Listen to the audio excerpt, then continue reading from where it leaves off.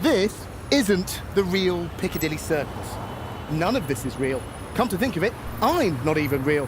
This is a virtual version of me reporting from inside a video game. Ah, London. Had a good run there for a while. Watch Dogs Legion imagines a dystopian vision of a post-Brexit Britain, a surveillance state governed by an oppressive regime. The player assumes the role of an activist and hacker who must recruit in-game characters to their cause and ultimately bring down the government. We need to recruit a resistance. Legion's the third instalment in the popular franchise, developed by video games company Ubisoft in its Toronto studio.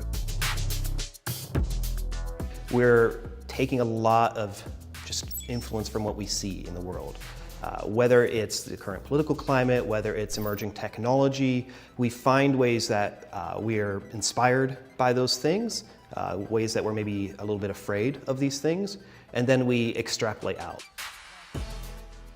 A large area of London has been mapped for the game, and every character that you meet is playable, their backstory and personality as well as characteristics filled in by the game's artificial intelligence when the player approaches them.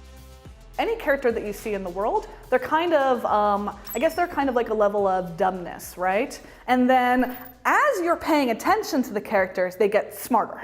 As you're profiling them and as you're getting more interested in them and as you decide to recruit them, we layer in more complexity into the character, but we always keep it consistent with what you initially saw. Technically interesting innovations, but is it asking for trouble using real-world events like Brexit in a game? The British people have spoken and the answer is, we're out. I want to put that to the game's creative director, Clint Hocking, but for this interview, we're going to attempt something which has never been done before. I'm going to perform an interview with a developer of a game inside their own video game. In order for my 3D model to be created, they're going to need a whole bunch of images of me, which is what's going to happen in here. To do this, every minute detail of my face and body needs to be scanned so I can appear as a game character. And 3, 2, 1. That was great. It's not like the Photo Me booth at the railway station. Yeah. Real big. Sorry. It's incredible how little we use our face like that, right?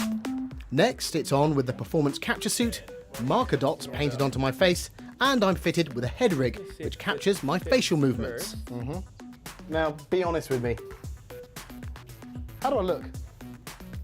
Someone gonna call action for us, or are we just gonna go? Now we're ready for virtual lights, camera, and action.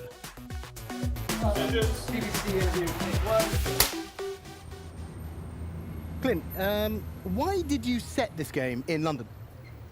Well, you know, Mark, I think London is an incredible city to set a video game in. It's not just full of culture and historic landmarks and all kinds of amazing places that people want to go to and visit.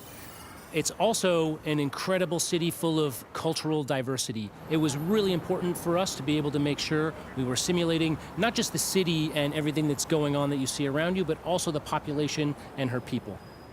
Brexit has been hugely divisive in the UK, and quite a lot of people are going to be quite angry that it's been included in a video game.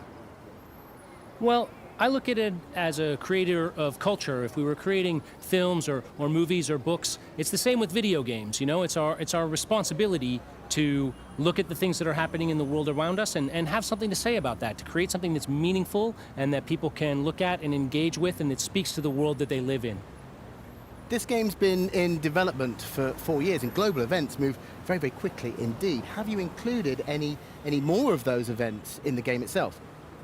Well, Mark, things are changing around us all the time, and every day we have to look at what's happening in the world and make decisions about what we're going to be able to include in our simulation. We look at, you know, regulations for drones flying in the skies or autonomous vehicles in traffic, and we have to think, are these things that we want to include in our simulation and make playable for players in our game universe? So it's something we think about a great deal. Clint Hocking, thank you very much indeed. Thank you. This is Mark Chislak for BBC News in a virtual version of London.